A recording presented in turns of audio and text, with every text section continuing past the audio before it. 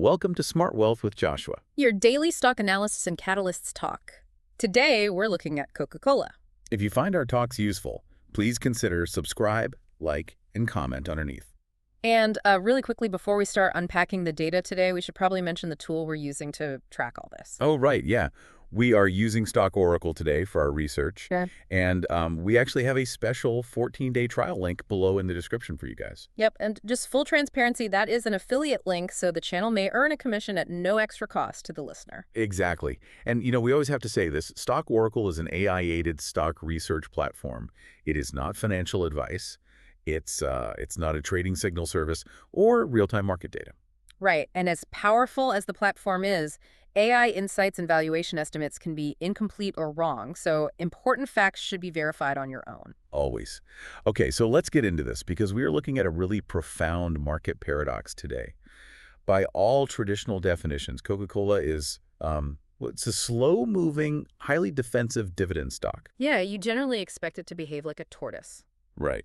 But right now, the data from this new buy-side blue sky research report is showing us a greyhound. I mean, it is behaving like a momentum growth play. Which is kind of wild. It's up 17.65% year to date. Yeah, and it's sitting just, about 4% away from its 52-week high of $85.68. Which, that is entirely counterintuitive to how most people view a legacy brand like this. You don't typically associate a century-old soda company with aggressive momentum breakouts. Not at all. People usually buy the stock to sleep well at night, not to ride a volatile wave to the upside. So whether you are holding dividend stocks for passive income or, maybe you are a short-term trader looking for earnings breakouts, you really need to hear the mechanics of this setup. Because tomorrow is a huge day for this stock. Exactly. The earnings catalyst is tomorrow. But before we even look at that, we have to understand why the market is rewarding the company right now in the first place. It all starts with their business model. Right, because everyone pictures Coca-Cola as this, massive, heavy manufacturer. Huge factories, fleets of red delivery trucks, massive capital expenditure. Right, the traditional industrial model. Yeah, but the research points out they aren't really a heavy industry soda company anymore. Yeah. I actually think of them more like a software licensing business now. That's actually a great analogy. They underwent a massive structural transformation over the last decade. It's what the industry calls the bottler refranchising model. Break that down for me, because it sounds a bit like corporate jargon. Yeah, it does. But essentially, Coca-Cola looked at their operation and realized they didn't want to do the heavy lifting of manufacturing every single can or, filling every bottle, and definitely not paying for the diesel to drive them to every single grocery store. Wait, so they essentially outsourced all the physical, messy parts of the business? They did, yeah. They shifted all that capital-intensive manufacturing and physical distribution to independent bottling partners all around the world. So what does Coca-Cola actually do then? The parent company essentially just makes the proprietary syrup, the concentrate. Oh. Right, so they sell that concentrate to the independent bottlers, and those bottlers take on the cost of building factories, maintaining the trucks, hiring the drivers, all of that. I have to stop you there because this is where my software analogy comes in, but I'm genuinely confused by the mechanics of it. Yeah. So Coca-Cola holds on to the highly protected, high-margin intellectual property, the syrup. Yes. And they force someone else to deal with the low-margin logistics of moving heavy liquid around the globe. Why on earth would an independent bottler sign that contract? What's in it for them? It comes down to guaranteed volume and exclusive territorial monopolies. Okay, so they own a region. Exactly. If you are the authorized bottler for a specific region, you are the sole provider of a product that, let's be honest, essentially sells itself. Right. Every stadium, every restaurant, every convenience store in your territory has to buy from you. So the margins for the bottler might be thinner, but the sheer volume of captive demand makes it incredibly lucrative for them. And for Coca-Cola, it creates this beautiful asset-light balance sheet. Precisely. And the numbers in the research validate this brilliantly. Because of this model, their gross margin over the trailing 12 months is an astounding 61.74%. Which is just massive for a physical consumer goods company. Yeah. That means for every dollar in revenue, nearly 62 cents is gross profit. That is unheard of. And if you look at their net margin, so the actual bottom line profit after taxes, interest, all that, it's 27.8%. Which is a best-in-class benchmark within the global beverage industry. Yeah. Absolutely. When a company is keeping nearly 28 cents of pure profit for every dollar that comes through the door, you start to see how that fuels the momentum we talked about. Right, it flows right into their earnings. Trailing 12-month earnings per share is sitting at $3.18. But, the revenue growth is what really caught my eye in the data. They have organic revenue growth at 5.11% year over year. Yeah, that stood out to me too. How is a company this old, basically just selling sugar water, still growing organic revenue at over 5% in an environment where consumers are supposed to be tightening their belts? The mechanism behind that is something the research calls price mix optimization. Okay, what does that actually look like in the grocery store? Well, it isn't just about selling a higher volume of liquid. In developed markets like North America or Europe, they are leaning heavily into premiumization. Premiumization. Yeah, think about those sleek, tall mini cans you see everywhere now. Oh, I buy those all the time. The ones where you get less actual liquid, but the price per ounce is significantly higher. Exactly. That's the mix part of the strategy. So we are essentially paying a premium because Mhm. the can is cute and we want portion control. Yep, they use consumer data analytics to figure out exactly how much they can charge and for what specific package sizes. That's brilliant. And meanwhile, in emerging markets, they launch affordability initiatives, like using returnable glass bottles to capture market share and drive volume. So they're all optimizing the architecture of their pricing globally. They're passing on the cost of inflation without losing their customer base. Exactly. But let's look at the flip side of this. You have a gross margin sitting north of 60%. In any industry, that kind of profitability is going to attract fierce competition. I mean, PepsiCo and Keurig Dr. Pepper aren't just sitting around. Right, they are aggressively competing. So how does Coca-Cola protect that massive margin? The research points to a multi-layered moat with 4 distinct pillars. Let's walk through how they actually work, Sure, first is unmatched brand equity. which is basically consumer psychology. Yeah, it's the reason a shopper will blindly reach for a red can instead of a generic store brand, even if the generic is 30 cents cheaper. Right, because nobody wants to be the parent who shows up to the neighborhood barbecue with a warm 2-liter of, like, fizzy brown cola. Exactly. Brand equity is basically a tax on social anxiety. That's a great way to put it. But the second pillar is equally crucial, which is their global distribution scale. Going back to the bottling network. Right. We talked about the refranchise bottling system. That creates a physical network that is virtually impossible for a new entrant to replicate today. No startup beverage company can easily build the physical infrastructure to ensure their product is in nearly every vending machine on Earth. Which feeds right into the third pillar, shelf space dominance. And this isn't just about grocery store aisles. Think about the fountain machines in restaurants. Oh, the restaurant lock-in is huge. Because Coca-Cola has been building relationships with these massive fast food chains for decades, the switching costs for those distribution partners are incredibly high. Yeah, a major restaurant chain isn't going to retrofit its entire kitchen infrastructure, change all its menus, and risk upsetting customers just to save a few pennies on a competitor's syrup. They are completely locked in. And that lock-in leads directly to the fourth pillar, which is absolute pricing power. Right. Because the brand is strong, the distribution is ubiquitous, and the switching costs are high, they can pass through inflationary costs to the consumer without seeing a massive drop in the volume of goods sold. So you have a 60% margin and a bulletproof moat. In a vacuum, that's great. But markets aren't vacuums. They are driven by human emotion and, institutional algorithms. Right. So how is Wall Street actually pricing in these 4 pillars right now? The quantitative data heading into tomorrow's earnings is overtly bullish. Out of 5 major recent news stories analyzed in the research, 4 carry distinctly bullish undertones. And a massive part of that algorithmic sentiment is simply their status as a dividend king. Yeah, we're talking about 64 consecutive years of dividend increases. I mean, think about the mechanics of what has happened in the global economy over the last 64 years. Right. Wars, recessions. Double-digit inflation in the 70s, the dot-com bust, the 2008 financial crisis, a global pandemic. Yeah. Through every single one of those events, they generated enough cash flow to raise their dividend payout. It creates an incredible level of trust. The research actually highlights one specific institutional investor that puts this into perspective. Berkshire Hathaway. Oh, Warren Buffett's position. Yeah. His conglomerate collect approximately $850 million in annual dividend income from this single position. That is wild. Almost $1 billion in pure cash flow every single year, just for holding the stock. And that $850 million payout acts as a psychological anchor for the broader market. How so? Well, when retail and institutional investors know that Berkshire Hathaway is sitting on this colossal cash-generating position, it creates a durable floor for the stock. Ah, because people assume he's not selling.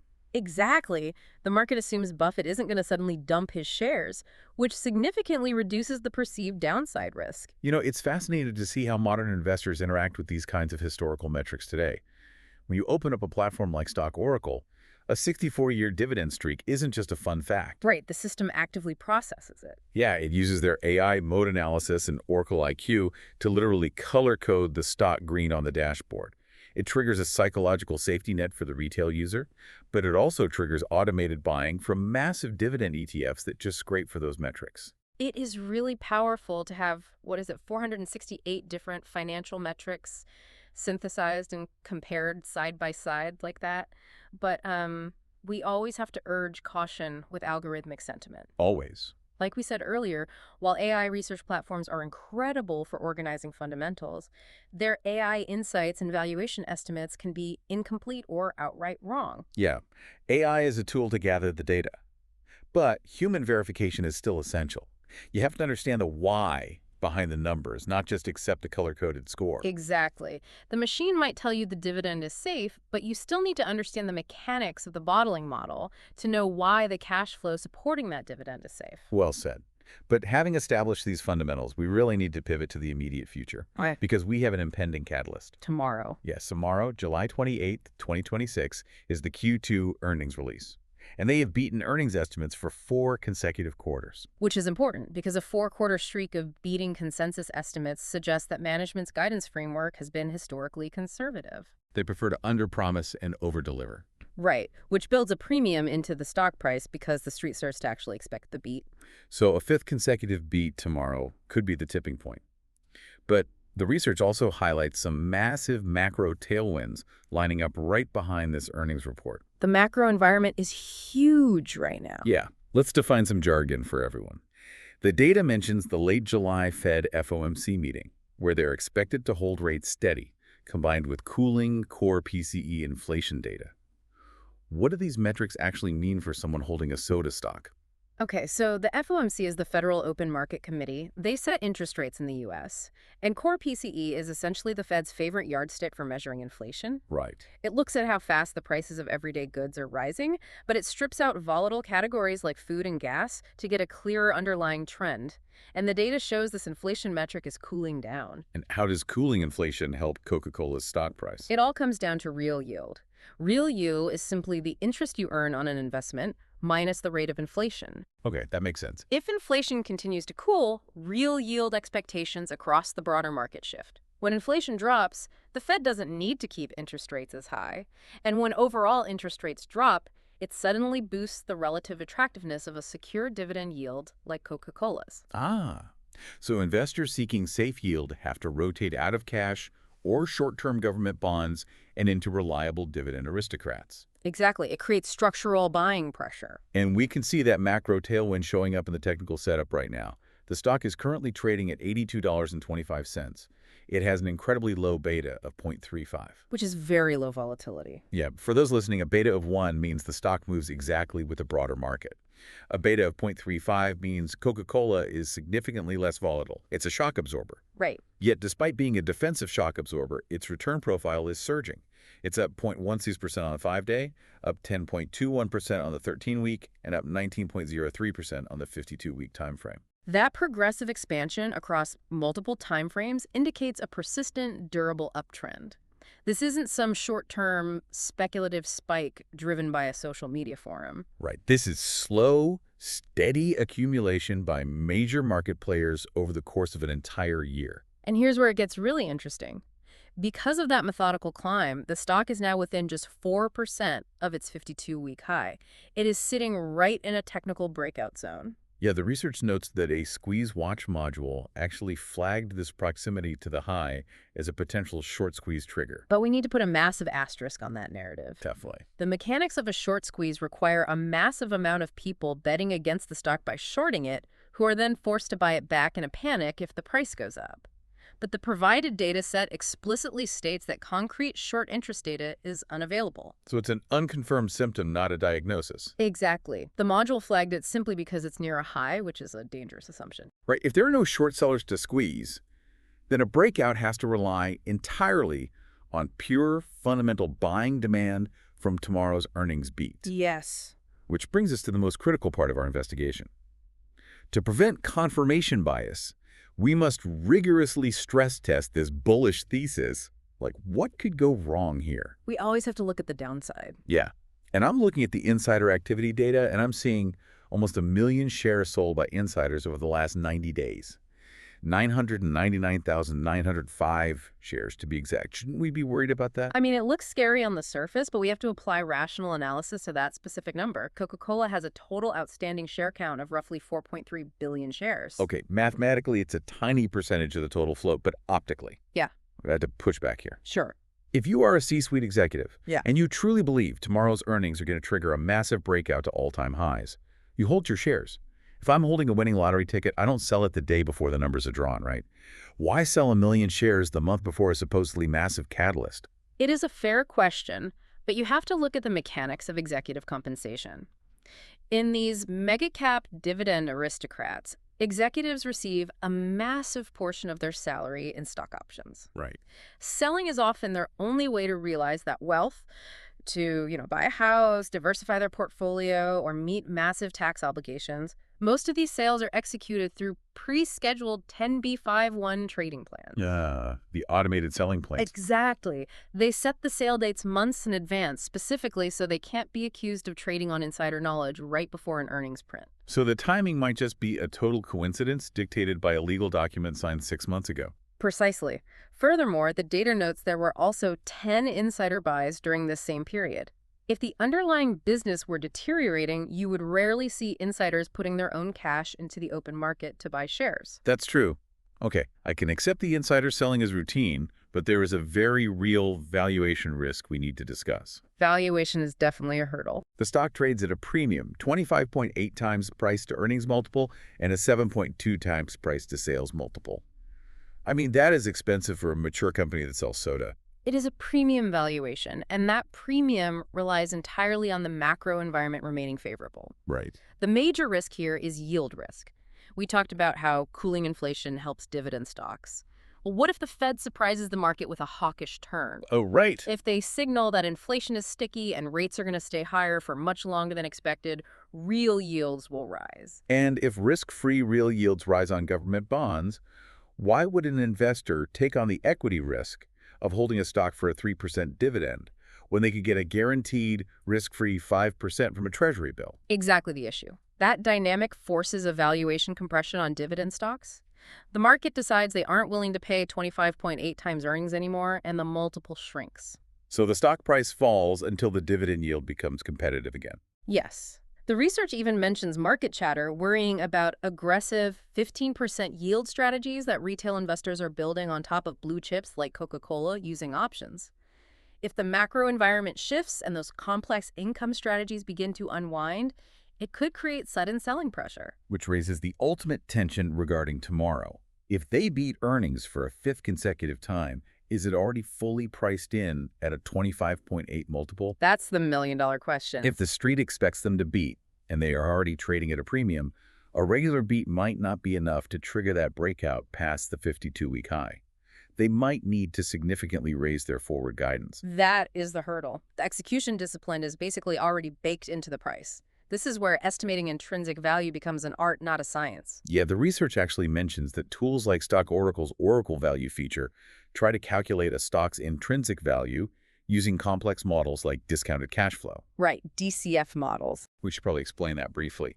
A discounted cash flow model basically tries to estimate all the cash a company will generate in the future, and then works backward to figure out what that future cash is worth today, factoring in interest rates. But it's vital to reiterate that these are just estimates based on mathematical assumptions. They are not exact guarantees of what a stock is inherently worth. Right, because if the Fed changes interest rates tomorrow, the math behind the entire discounted cash flow model shifts instantly. Which is exactly why relying on a single modeled number is dangerous. You really have to look at the fundamentals, the macro environment, and the technicals as a combined mosaic. So bringing this entire mosaic together, let's look at the final verdict from buy-side Blue Sky Research. They've assigned this setup an 8 out of 10 bullish score. It's a strong rating. Yeah, and the strategy they outline is to view Coca-Cola as a swing trade heading into tomorrow's earnings, which, if successful, transitions into a multi-quarter core dividend growth hold. It represents an asymmetrical risk-reward setup.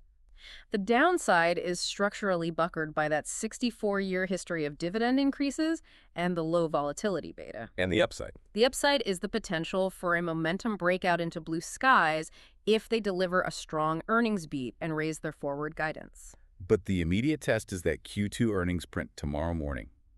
We will see if the Greyhound keeps running or if it reverts back to the tortoise. It's going to be fascinating to watch. And as a quick reminder to you, our listener, analyzing this data is educational. It is not financial advice. We are not telling you to buy or sell anything. We are just here to help you unpack the mechanics of the market. And the mechanics we've explored today are truly a masterclass in margin protection and capital allocation. The way they utilize the bottler model to maintain asset-light profitability is remarkable. It really is. Now, before we wrap up, I want to leave you with a final puzzle to explore on your own. We spent a lot of time today talking about Coca-Cola's absolute pricing power. They have proven they can pass inflation onto consumers, raising prices to protect those massive 61% gross margins. Right. But what happens if the global economy tips the other way? What happens if central banks overcorrect and we enter a period of deflation? Oh, that's an interesting thought. Right. Do they keep their prices high and expand their margins even further, risking a loss of customers to cheaper store brands? Or will they be forced to cut prices to maintain the sheer volume of liquid they are pushing through those fountain machines? That's a very different environment to navigate. It's definitely something to mull over as you watch the numbers hit the wire tomorrow. And remember, if you want to run these numbers yourself, check out the special 14-day trial link for StockOracle below in the description. Again, we may earn a small commission at no extra cost to you. But remember, their AI estimates can be wrong, so always verify the facts yourself. The underlying fundamentals are strong, but tomorrow we get to see exactly how the market digests those numbers in real time. We'll be watching closely. Thanks for joining us, and don't forget to subscribe.